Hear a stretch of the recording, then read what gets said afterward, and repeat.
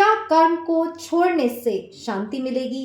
क्या संन्यास से मुक्ति मिलेगी? इन्हीं सब प्रश्नों का उत्तर आपको मिलेगा गीता के 5वें अध्याय कर्म योग में। Hey guys, welcome to my channel, it's me, मैं हूँ। और जैसे कि आप सब लोग जानते हैं, भगवत गीता पर हमने एक सीरीज चलाई है जिसके 5th चैप्टर तक हम पहुंच चुके हैं। सारे एपिसोड्स आप चैनल पर विजिट कर देख सकते हैं। फिलहाल आज हम लेने वाले हैं चैप्टर 5 कर्म योग। अब अगर आपको याद हो, कर्म योग चैप्टर 3 का नाम भी कर्म योग था, जिसमें हमने बहुत अच्छे से डिस्कशन किया था कि कृष्ण ने अर्जुन को कैसे प्रेरणा दी कि कर्म क्यों करना चाहिए, कर्म कैसा होना चाहिए और कर्म किए बिना कोई व्यक्ति रह नहीं सकता। और आज के इस कलयुग में कृष्ण भगवान की ये प्रीचिंग्स जो हैं वो कैसे आप अप्लाई कर सकते हैं, इसके बारे में भी हमने बात करी थी चैप्टर 3 कर्मयोग में।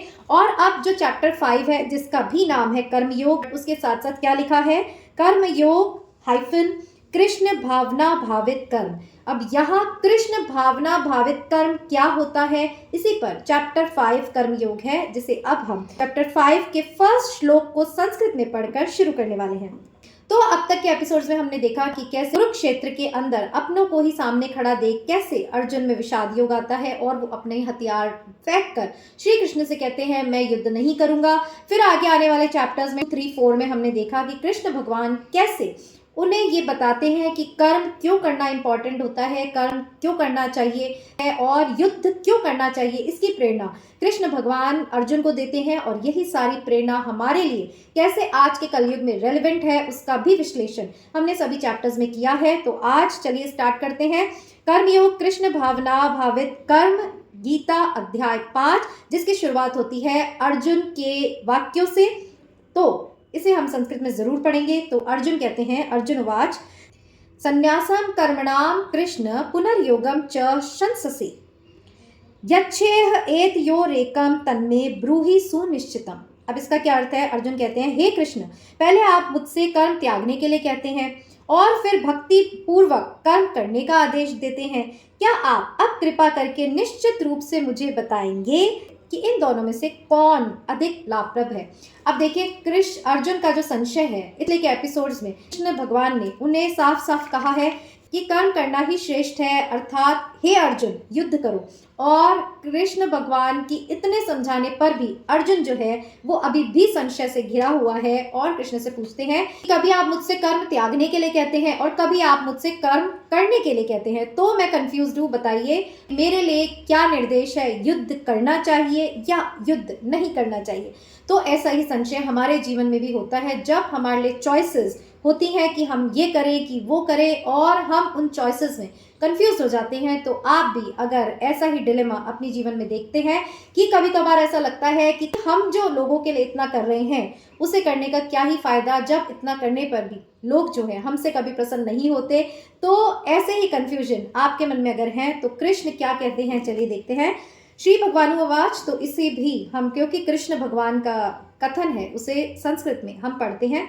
कृष्ण भगवानुवाच संन्यासः कर्म योगश्च निःश्रेयस्करावुभौ तयोस्तु कर्म संन्यासात् कर्म योगो विशिष्यते। इसका अर्थ है, भगवान ने उत्तर दिया, मुक्ति के लिए तो कर्म का परित्याग तथा भक्ति में कर्म दोनों ही उत्तम है, किंतु इन दोनों में से कर्म के परित्याग से भक्ति युक्त कर्म श्रेष्ठ है। कि कर्म जो है उससे उसका त्याग करना बहुत ही मुश्किल होता है। ये हमने कर्मयोग चैप्टर में कृष्ण भगवान ने जो कहा वो हमने समझा कि कर्म कुछ ना भी आप करें तो वो भी एक कर्म है। और अगर आप सबका कर्म त्याग देते हैं बट मन में भी अगर आपके विचार चलते रहते हैं कि इसका ये हो जाए उसका वो हो जाए, तो वो आप मन से भी कर्म को बना रहे हैं। तो यहाँ कृष्ण भगवान ने कंफ्यूजन दूर किया, वही हमारे लिए भी सीख है।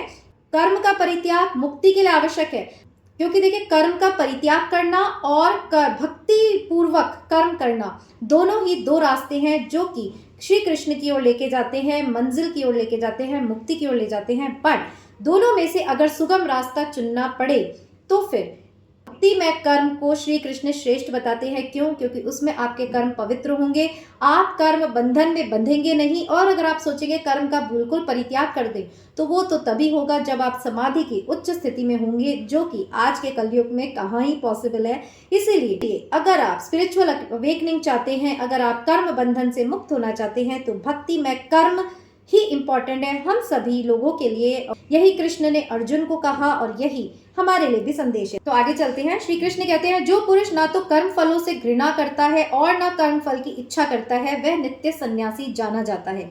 हे महाबाहो अर्जुन, ऐसा मनुष्य समस्त द्वंद्वों से रहित होकर भव बंधन को पार कर पूर्णतया मुक्त हो जाता है। तो देखिए यह सन्यासी कौन है? भगवा कपड़े पहनने से ही सन्यासी कोई नहीं होता।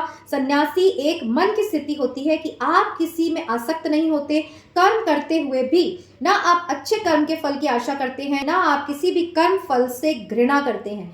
तो ये सन्यासी का लक्षण होता है, जो भी नोट करना बहुत इंपॉर्टेंट है। हम सोचते हैं जो सभी चीजों को त्याग कर बैठा है, माला कर रहा है, बट उसके स्वभाव में अगर परिवर्तन नहीं है, वे अगर इंद्रियों को उसने वश में नहीं किया, तो फिर सन्यास लेकर भी वो सन्यासी नहीं है। और अगर कोई गृहस्थ में रह रहा है बट हर कर्म ईश्वर को समर्पित करते हुए पवित्रता से अपने जीवन को चला रहा है, तो फिर वह सच्चा सन्यासी है। ये भी हमें यहाँ जानने को मिलता है। आगे कहते हैं, अज्ञानी ही भक्ति के भौतिक जगत के विश्लेषणात्मक अध्ययन से भिन्न कहते हैं। जो वस्तुतः ज्ञानी है वे कहते हैं कि जो इनमें से किसी एक मार्ग की भली भांति अनुसरण करता है वह दोनों के फल को प्राप्त कर लेता है। अब ये कहते हैं, देखिए दोनों मार्गों का जो लक्ष्य है वो ईश्वर प्राप्ति है, मुक्ति है। तो जो भी मार्ग आप चुने वो अंततः आपको वहीं लेके जाएगा। बट अज्ञानी क्या समझता है? दोनों मार्ग अलग हैं, दोनों का लक्ष्य भिन्न है और इसलिए वे उलझ जाते हैं, संशय में रहते हैं। बट जो ज्ञानी व्यक्ति है वो समझ जाता है कि दोनों मार्ग में से कोई भी एक चुनने से दोनों मार्गों का ही फल आपको मिलता है। आगे चलते हैं। भक्ति में लगे बिना केवल समस्त कर्मों का परित्याग करने से कोई सुखी नहीं हो सकता, परंतु भक्ति में लगा हुआ विचारवान व्यक्ति शीघ्र ही परमेश्वर को प्राप्त कर लेता है। अब इसका मतलब है कि अगर आप भक्ति नहीं करते हैं और आप सिर्फ जीवन यापन के लिए ही कर्म कर रहे हैं, अगर आप भक्ति में लिप्त नहीं है, अगर आप में भक्ति नहीं है और फिर आप कर्मों का परित्याग कर रहे हैं, तो वो परित्याग आपको सुख नहीं देगा। बट आप ईश्वर के निमित्त भावना भक्ति भाव से आप जब कर्मों को समर्पित करते हैं तभी आपको उन कर्मों से मुक्ति मिलती है, ऐसा श्री कृष्ण यहाँ कह रहे हैं।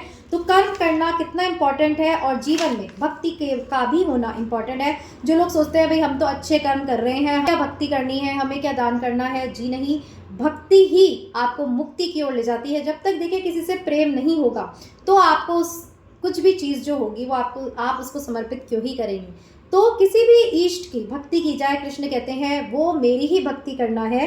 तो भक्ति जो है वो आपको अवश्य करनी चाहिए। यही भक्ति भाव जो है आपको मनुष्य और पशुओं को एक दूसरे से भिन्न करता है। नहीं तो जीवन यापन, संतानोत्पत्ति, खाना पीना, घूमना फिरना, ये सब तो पशु भी कर रहे हैं। तो ऐसे पशुवत जीवन जीकर अपने इतने अमूल्य जीवन को तुच्छ बनाना कहाँ की समझदारी है, ऐसा हम सबको कलयुग में भी समझने की आवश्यकता है।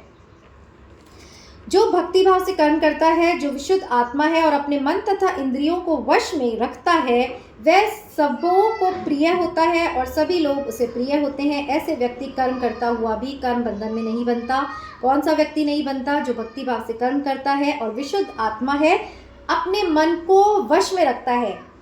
मेरे अपने, इन्हीं को मैं करूँगा, इन्हीं को मैं दूंगा, बाकी दूसरे। तो जब जिसमें ये अपने और दूसरे का भाव खत्म हो जाता है, फिर वो किसी की भी आसक्ति में बनता नहीं है और ऐसा व्यक्ति ही कर्मों से मुक्ति पा सकता है। अब आगे कहते हैं, दिव्य भावनामृत युक्त पुरुष कैसे होते हैं? वे सुनते हैं, स्पर्श करते हैं, सूंघते हैं, खाते हैं, चलते हैं, फिरते हैं, सोते हैं, श्वास लेते हैं, सदैव अंतर में सदैव यही जानता रहता है कि वास्तव में वह कुछ भी नहीं करता। बोलते, त्यागते, ग्रहण करते या आंखें खोलते बंद करते हुए भी वह यह जानता रहता है कि भौतिक इंद्रियां अपने अपने विषयों में प्रवृत्त हैं और इन सबसे पृथक है। देखिए यहाँ कितनी गूढ़ बात, कहता है ना, गीता का जो रहस्य है, गीता जो है वो रहस्य है, रहस्य में ज्ञान है, उसे हर कोई पढ़कर नहीं समझ सकता। तो जो व्यक्ति ये सोचता है कि मेरी इंद्रियां जो भी कर रही हैं वो इन इंद्रियों का कर्म है और मैं जो आत्मा हूँ वो इन इंद्रियों से पृथक हूँ, तो ऐसा व्यक्ति ही मुक्त होता है, ऐसा व्यक्ति ही सुखी रहता है, क्योंकि फिर वो किसी भी कर्म बंधन में नहीं बनता। देखिए बंधना क्या होता है, आप मन से ही बनते हैं, आप किसी से मिलते नहीं हैं, आपको किसी से प्रेम हो जाता है। मान लीजिए ऑनलाइन भी आप किसी से प्रेम करते हैं, ना आप उसको देख सकते हैं ना आप उससे मिल सकते हैं, बट ये मन है वो अपने आप को ऐसे बंधन में बांध लेता है कि उसके सुख से हम सुखी होते हैं, उसके दुख से हम दुखी होते हैं। वो गाना है ना, वैरी अपना मन अपना ही हो के सहे दर्द पर आए। तो यहाँ वही स्थिति बताई गई है कि जब आप मन से अपने आप को यानी इस आत्मा को इस शरीर से अलग समझेंगे तो फिर इस शरीर द्वारा किए गए कर्मों में आप बंधेंगे नहीं, आप इंद्रियों को भी कंट्रोल में रखेंगे और उतना ही करेंगे जितने की आवश्यकता है। योगी जन आसक्ति रहित होकर शरीर, मन, बुद्धि तथा इंद्रियों के द्वारा भी केवल शुद्धि के लिए ही कर्म करते हैं।